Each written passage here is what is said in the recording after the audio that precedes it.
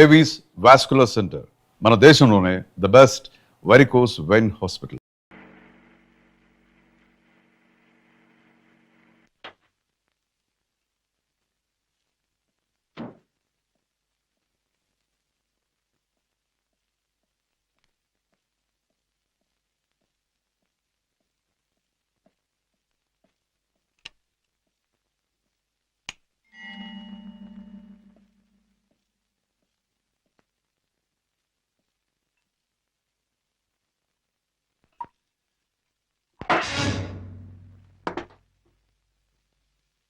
నాకు పోయండి రాజా. అవును, తెలిసిన నిజాన్ని తట్టుకోవాలంటే తాగక తప్పదు. తప్పనిసరిగా నీతో తాగించే ఆ తెలిసిన నిజాలేమిటి? మీకు తెలియదంటారా? నీకేం తెలిసిందంటాను. ఏనాడో తెలియవలసింది, లేదా ఎప్పటికీ తెలియకూడదు తెలిసింది. నేను దండం పెట్టే దేవుడు దారుణమైన రాక్షసుడని తెలిసింది. నాకు అన్నం పెట్టి చేయి అన్యాయంతో చేయి కలిపిందని తెలిసింది. రాజా. అవుండే, మిమ్మల్ని గురించి భయంకరమైన నిజం ఒకటి తెలిసింది. మీరు చేసేది స్మగ్లింగ్ అని తెలిసింది. మీరు నేరస్తులని తెలిసింది. తెలియగానే నేను నమ్మలేదు. ఇప్పటికీ నమ్మాలంటే నా మనసు ఒప్పుకోవటం లేదు. అందుకే మీ నోటి వంటి మీ మాటగా మీరే చెప్పండి డాడీ, మీరు నేరస్తులేనా? చట్టం దృష్టిలో దోషులేనా? మీరు చేసేది సంఘానికి దేశానికి ద్రోహమేనా? చెప్పండి డాడీ, చెప్పండి. మై డియర్ బాయ్, నీకు తెలిసిందంతా నిజమే.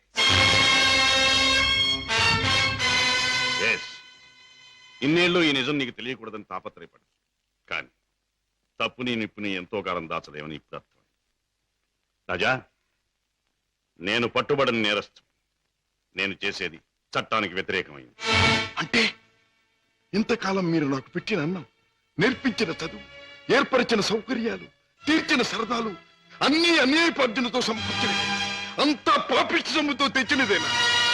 డాడీ, దౌర్భాగ్యపు డబ్బు కోసం, అస్థిరమైన ఐశ్వర్యం కోసం మీరు అవినీతికి దిగుదారా? లేదురా, లేదు. డబ్బు మీద ఆశతో, సంపద మీద వ్యామోహంతో కాదు నేను ఈ దారి పట్టాను. కట్టుకున్న మనిషి మీద ప్రేమతో, కన్న బిడ్డ మీద మమతతో తప్పనిసరి ఈ తప్పు దారి పట్టాను. డాడీ, పసివాడిగా ఉన్నప్పుడు నీకు పాలు లేక, జబ్బుతో మంచంలో ఉన్న మీ అమ్మకు మందు లేక, నిరుద్యోగిగా ఉన్న నాకు వేరే దారి లేక వీధిన పడ్డాను. మానవ అభిమానం విడిచి తెలిసిన ప్రతివాడి ముందు చెయ్యి చాపాను. నా భార్యా బిడ్డలను రక్షించమని అడిగాను, అర్థించాను, ప్రార్థించాను. కానీ ఏ ఒక్కడూ పట్టించుకోలేదు. మనిషికి మనిషి సాయపడని ఈ లోకంలో సాయపడేది మనిషి సృష్టించిన డబ్బే. నా భార్యా బిడ్డలు బ్రతికించుకోవడం కోసం, ఆ డబ్బు కోసం జీవితంలో మొదటిసారిగా తప్పుదారి తొక్కాను. ఆపై నా పిల్లల్ని పెంచుకోవడానికి, 2 పూట్ల అన్నం పెట్టుకోవడానికి అరణ్యం లాంటి ఈ లోకంలో ఆ తప్పుదారి నాకు తప్పలేదు. Those unavoidable circumstances have driven me to this state. Daddy, ప్రతి నేరస్తుడు తాను చేసింది న్యాయమని చెప్పుకోవడానికి తగినంత కారణం ఉండొచ్చు, కథ ఉండొచ్చు. కానీ ఎంత మాత్రాన అతను చేసింది నేరం కాకపోదు. రాజా, కన్నబిడ్డలకి తిండి పెట్టడం కోసం ఒక జంతువు మరొక జంతువుని చంపుతుంది. దాని సృష్టి సహజం అంటాం. వాటికి ఉన్న ప్రేమానురాగాలు మనుషులకు ఉండకూడదంటావా? ఆ ప్రేమానురాగాల వల్ల చేసే పనిని తప్పంటావా? ప్రేమానురాగాలు ఉండొచ్చు, కానీ జంతువుల కంటే మనుషులు ఎన్నో వేల రెట్లు గొప్ప ప్రాణులు కనుక ధర్మం, న్యాయం సంగతి కూడా ఆలోచించాలి. అయితే ఒక తండ్రిగా నా బిడ్డల్ని నేను రక్షించుకోవటం నాకు న్యాయం. వాళ్ళ కోసం ఏ పని చేసినా అది నాకు ధర్మమే. డాడీ, మా మీద మీకు గల ప్రేమ మిమ్మల్ని నేరస్తుడిగా మార్చినందుకు నేనెంతో జాలిపడుతున్నాను. ఇంతకాలం ఆ పాపిష్టముతో మమ్మల్ని పోషించే కంటే ఆనాడే మా ప్రాణం తీసినా బాగుండే. రాజా, నువ్వు ఒక బిడ్డగా తండ్రి అయి ఉంటే ఈ మాట అనలేకపోయేవాడు, ఆ పని చెయ్యలేకపోయేవాడు. డాడీ, బిడ్డని చెప్పలేకపోతే నేనైనా చచ్చిపోయేవాడిని, కానీ మీలా తప్పులు మాత్రం చేసేవాడిని కాదు. ఇంతకాలం ఈ పాపిష్టి సొమ్ము తిన్నానంటే చచ్చా నా మీద నాకే అసహ్యం వేస్తుంది. అన్యాయపార్జనతో న్యాయవాద వృత్తి చదివానంటే నా మీద నాకే కోపం వస్తుంది. ఇంట్లో నేరస్తుని ఉంచుకుని బయట నేరస్తుని విచారించి జైలుకి పంపుతున్నానంటే నా మీద నాకే no no no no no I can't stay here for a minute. నేను ఇంట్లో ఒక క్షణం కూడా ఉండదు. రాజా రాజా ఒక్క మాట. ఆడపిల్ల కన్నవాళ్ళని వదిలిపెట్టి వెళ్ళడం సహజం. కానీ కన్న కొడుకు కడదాకా కన్నవాళ్లతోనే ఉంటాడు. పోయాక కాటిదాకా సాయం వస్తాడు. కొరివి పెట్టి సాగనంపుతాడు. ఆశతో నీ మీదే ప్రాణాలన్నీ పెట్టుకున్న ఈ డాడీని అర్ధంతరంగా ఒంటరిని చేసి వెళ్ళిపోతావా? డాడీ, నేను వెళ్ళిపోతున్నది అన్యాయపాలయం లాంటి ఇంట్లో నుంచి, చట్టాన్ని వ్యతిరేకించిన ఒక నేరస్తుడి నుంచి. అంతేకాని మా డాడీ మనసులో నుంచి కాదు. నేనే మీకు కావాలనుకుంటే బ్రతికిన మీ జీవితాన్ని, సంపాదించిన ఆస్తిపాస్తుల్ని, మీ ఇంటిని, మీ సర్వస్వాన్ని మీరు వదులుకోవాలి.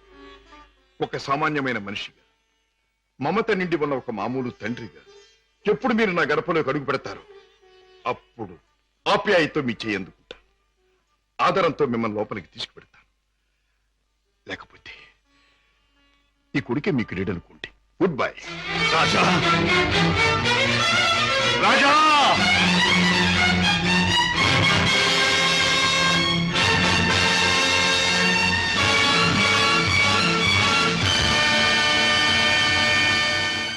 రాజును చెప్పేది మీ నాన్నగారు స్మగ్లర్స్ బుట్టాకు సంబంధించిన వారా? అవును సీత, ఈ విషయం నాకు తెలియకుండా నా ప్రాణం పోయినా బాగుండేది.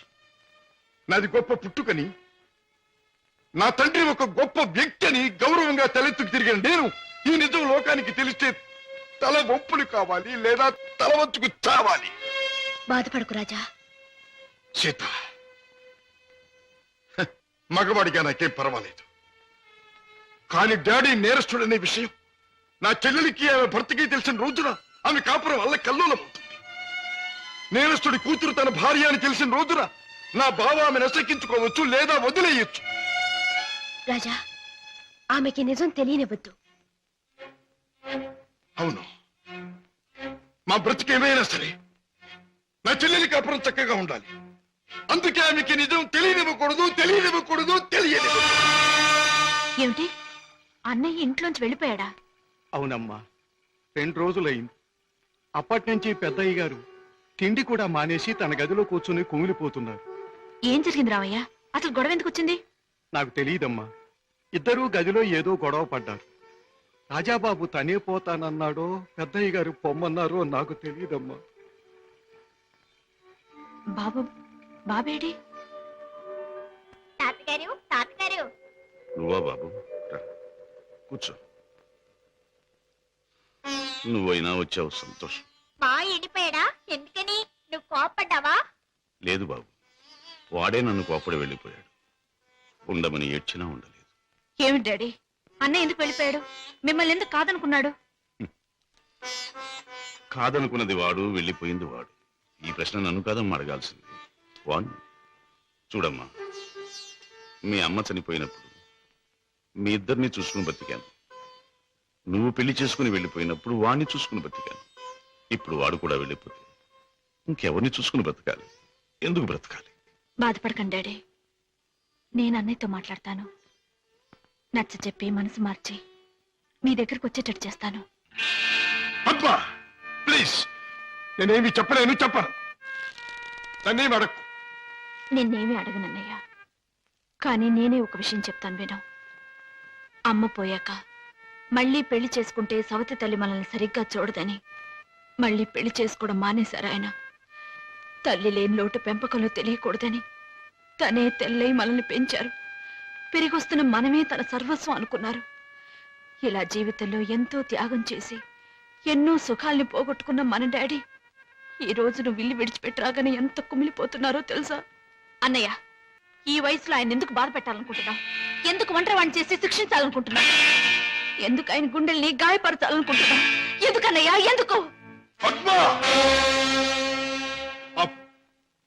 నీ మాటలతో నన్ను వేధించకు. వెళ్ళిపో. వెళ్తానన్నయ్యా, వెళ్తాను. కానీ ఒకటి మాత్రం గుర్తుంచుకో, కారణం ఏదైనా దైవం లాంటి డాడీని బాధ పెట్టడం మాత్రం పాపం అన్నయ్య, పాపం.